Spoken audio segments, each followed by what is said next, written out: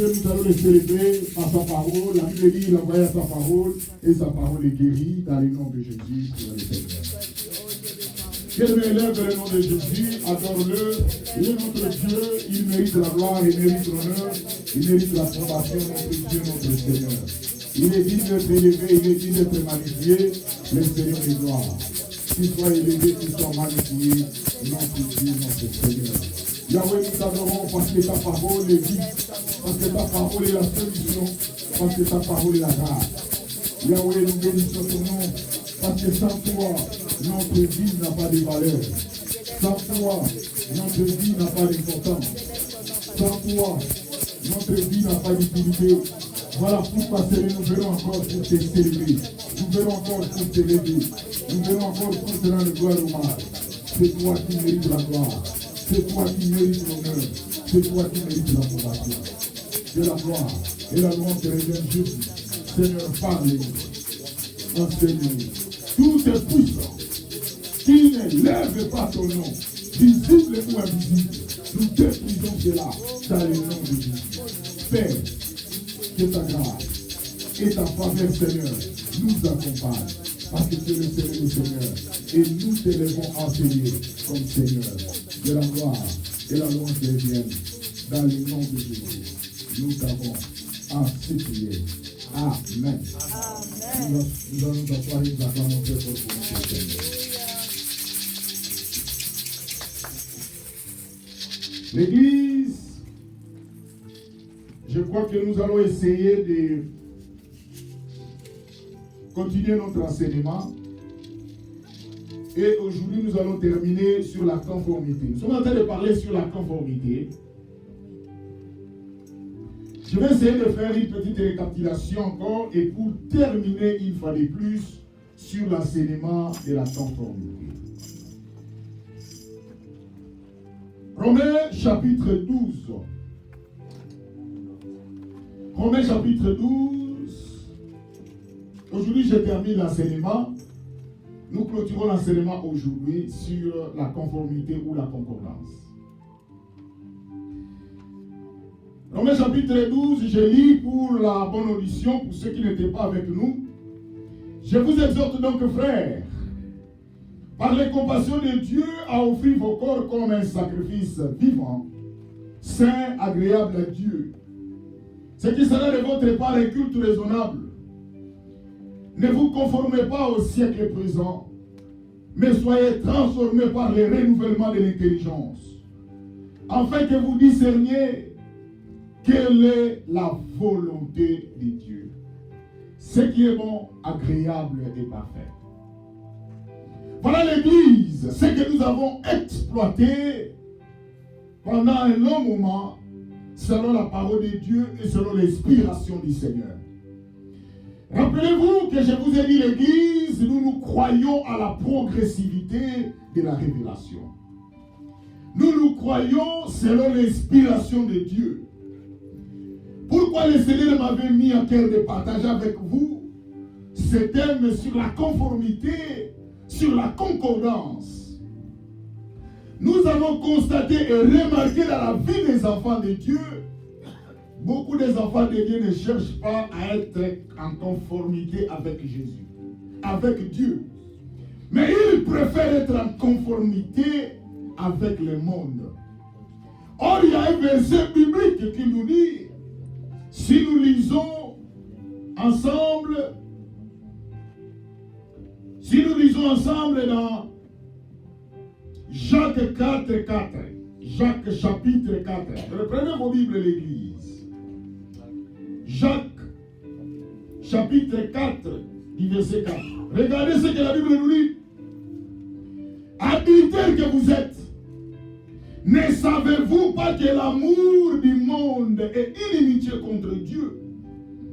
Celui donc qui veut être ami du monde sera ennemi de Dieu. L'Église, voilà ce que la Bible nous dit. La Bible nous appelle d'abord des adultères que nous sommes. Adultère veut dire quelqu'un qui est marié, mais il sort avec une autre femme. Or, l'apôtre Paul nous parle que je vous ai fiancé à un seul époux, qui est Jésus-Christ.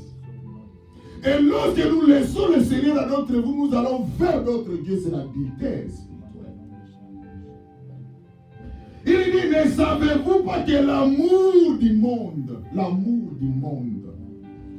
l'Église, peuple de Dieu, remarquez ce que nous sommes en train de vivre dans ces temps derniers. Les enfants de Dieu sont dans la distraction. Les enfants de Dieu sont entrés dans la distraction. Regardez ce que le monde est en train de nous présenter. Et nous sommes en train de mourir comme des pauvres. L'Église dit, adultère que vous êtes, ne savez-vous pas que l'amour du monde est une inimitié contre Dieu? Et celui donc qui veut être ami du monde, celui qui veut être ami du monde, sera ennemi de Dieu. Voilà, aujourd'hui, nous sommes en train d'être des amis du monde. Nous aimons le monde plus qu'autre chose. Rappelez-vous, un jour, je vous ai prêché ici. J'ai fait des rappels. Hein. Est-ce que vous savez, si vous prenez ça, c'est la pédagogie. C'est simple. Prenez le mot monde. Le mot monde. Parce que même dans cet enseignement, je vous ai prêché 3 différentes sortes de monde. J'ai parlé le monde comme la personne. J'ai parlé le monde comme le diable. Et j'ai parlé le monde comme le cosmos. L'atmosphère. Prenons le mot monde comme atmosphère. Le cosmos, là où nous vivons. Prenez le mot monde, commencez à renverser. Qu'est-ce que nous avons donné? Dans le monde, nous avons 5 lettres. Nous avons M, nous avons O, nous avons N, nous avons 2 et nous avons E. Remarquez ce que nous allons commencer à renverser. Nous prenons le premier, nous prenons D. 2, monde. Nous prenons le 2, nous renversons. Et nous prenons le mot. Nous faisons l'inverse. Ça nous donne quoi? Le mot. L'Église, il dit, celui qui va être ami du monde sera ennemi de Dieu. Prenez le mot monde, renversez, ça vous donne des mots. Remarquez maintenant, je vais soutenir ce que j'ai dit par rapport à la Bible. Dans 1 Jean, regardez. Dans 1 Jean, 1 Jean chapitre 14. 1 Jean chapitre 2 plutôt. 1 Jean chapitre 2. Regardez ce que la Bible nous dit.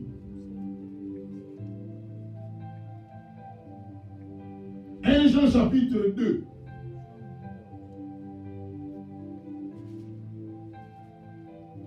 Jean, je le suis, je ne sais pas pourquoi.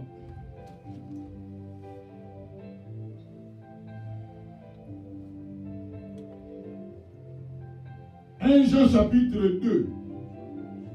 Lisons ensemble l'Église du verset 14 jusqu'au verset 17. Regardez.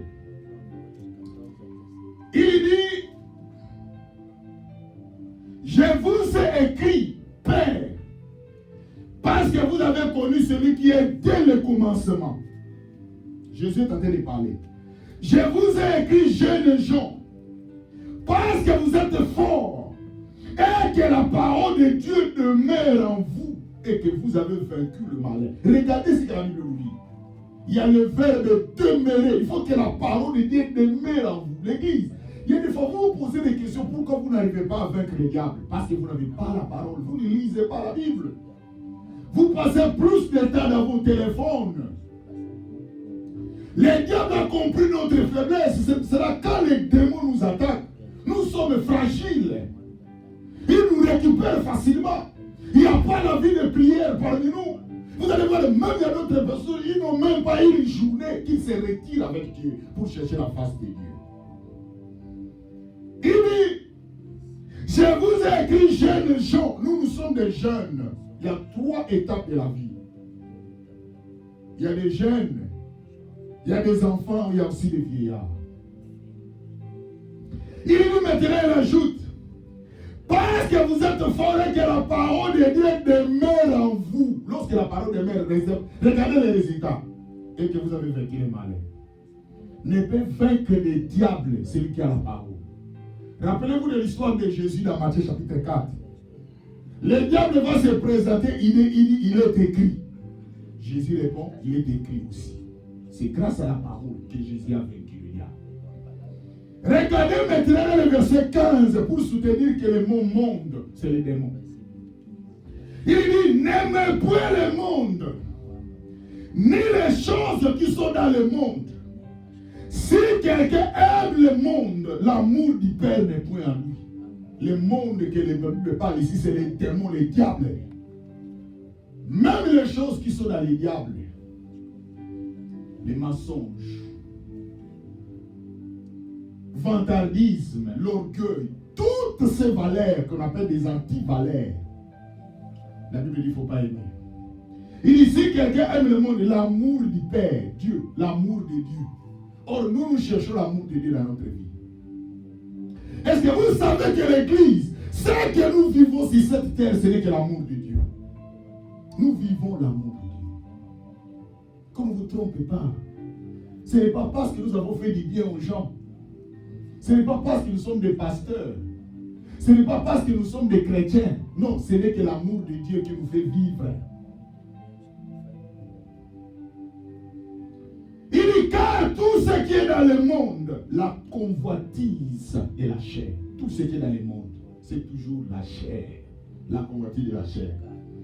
La convoitise des cieux et l'orgueil de la vie ne vient point du Père, mais vient du monde, vient du diable, démon. C'est les démons qui nous mettent toujours des choses. L'Église. Je vais vous dire une chose. J'ai partagé cela aussi avec maman pasteur.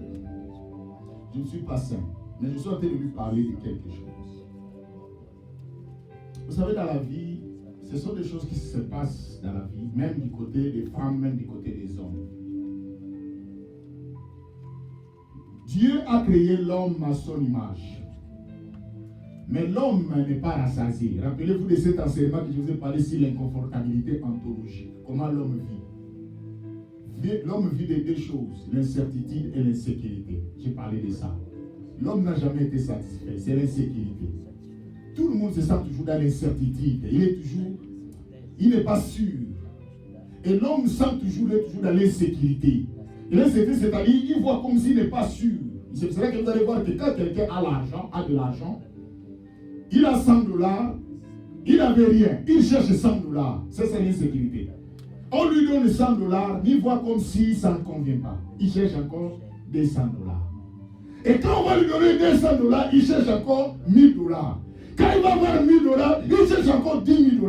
Quand on lui donne $10 000, il cherche encore $100 000. L'homme est toujours dans l'insécurité. Je lui ai expliqué que ce qui nous tue, c'est que nous avons. Nous ne voyons pas ça parce que nous avons déjà ça. Mais ce que nous pensons, c'est que nous pouvons voir de l'autre côté, c'est ce qui est bien. J'ai donné un exemple, c'est comme parmi nous les maris. Tu as ta femme dans ta maison.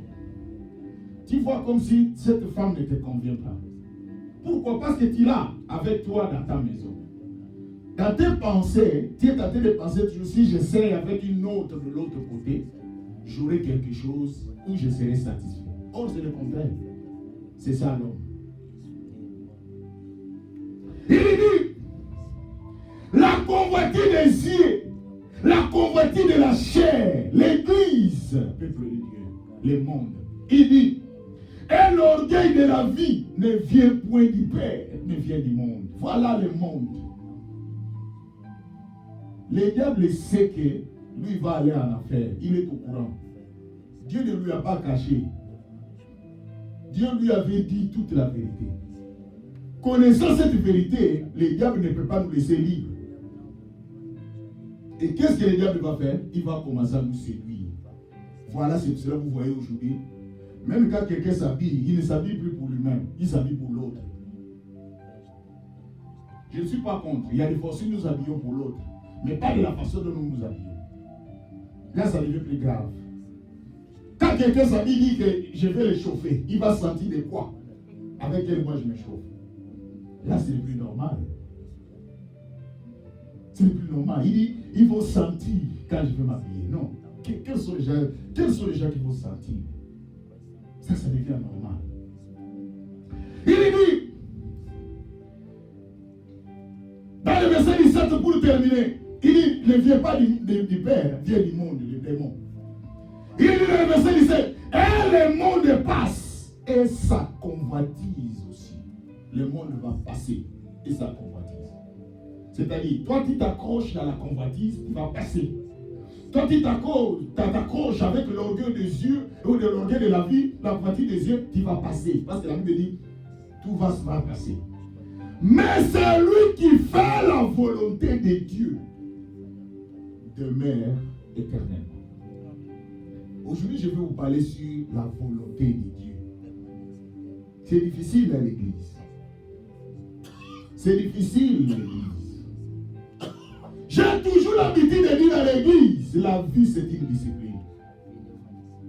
Il dit, et le monde passe, et sa convoitise aussi, mais celui qui fait la volonté de Dieu demeure éternellement. Demeurer éternellement. Tu vas rester éternellement. Si on pose la question à tout le monde, c'est qui veut mourir maintenant? Rappelez-vous de l'histoire que je vous ai racontée, l'histoire d'un papa avec son fils. Ils ont traversé dans une zone interdite. Ils étaient attrapés par des soldats. Et dans cette zone interdite, quand vous passez, vous ne restez plus en vie. On vous tue. Parce que vous venez de traverser la zone interdite.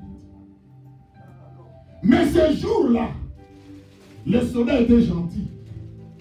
Il dit, en lieu et place de vous tuer, parce que je me rends compte que vous êtes papa et puis son fils, papa et enfant, je ne peux pas vous faire décapiter les deux à la fois. Comme ça, ce que je vais faire, je vous donne le choix. Vous choisissez, soit je tue le papa, je laisse l'enfant, soit je tue l'enfant, je laisse le papa. C'est à vous de vous retirer à côté, de prendre une décision de venir vers moi, comme ça, moi, je vais exécuter mon ordre. Papa et l'enfant vont se retirer de côté pour discuter qui va accepter la mort et qui va rester. L'enfant dans sa tête, il était trop sûr que c'est papa qui va se donner. Parce que c'est mon père. Mais curieusement, papa dit, mon fils, c'est toi qui vas mourir. Et moi, il faut que je reste. L'enfant dit, mais papa, comment toi tu es mon père? Tu es prêt à tout pour moi. Mais comment tu peux dire des choses pareilles que toi, tu vas rester et moi que je meurs? Papa dit, mais après tout, regardez tes frères et tes soeurs. Ils sont sous ma charge. C'est moi qui vais rester avec tes frères et tes soeurs pour prendre leur charge. D'où toi, tu vas mourir et moi, je vais rester. L'enfant dit, mais oui, papa. Je suis d'accord que toi, tu prennes les charges de ses frères. Mais papa, toi, tu viens de faire quand même la vie, tu nous as mis au monde. Mais moi, ton fils, je ne suis pas encore marié. Et je n'ai même pas d'enfant, je n'ai rien. Mais comment je peux mourir? Toi, tu as déjà rempli quelques conditions de la vie. Laissez-moi aussi le temps. Mais pour vous dire qu'entre les deux, ils discutent qui va mourir et qui va rester. Pour vous dire que personne n'aime la mort. Et même le soldat remarque, il dit, mais ça prend du temps, il faut que j'exécute mon ordre. Il s'est rendu compte que le deux ne veut pas mourir, le deux veut rester en vie. Et ce jour-là, il a vu grâce, il dit, je vous laisse en vie. Pour vous dire que l'église, ce qui est plus important, il dit que lorsque vous faites la volonté de Dieu, vous allez demeurer éternellement. Est-ce que vous savez que l'église, que nous avons deux morts? Et j'ai parlé même il y a trois. Il y a la mort physique, il y a la mort spirituelle, il y a aussi la mort éternelle. Lorsque nous vivons, tu es en vie, mais tu peux être mort. Ce n'est pas moi qui l'ai dit. 1 Timothée chapitre 5, verset 6. Lisons. Prenons vos vies. Regardez. Si vous ne savez pas, peut-être vous vous posez la question. Tu as un mari, tu as un fiancé, mais il est déjà mort spirituellement.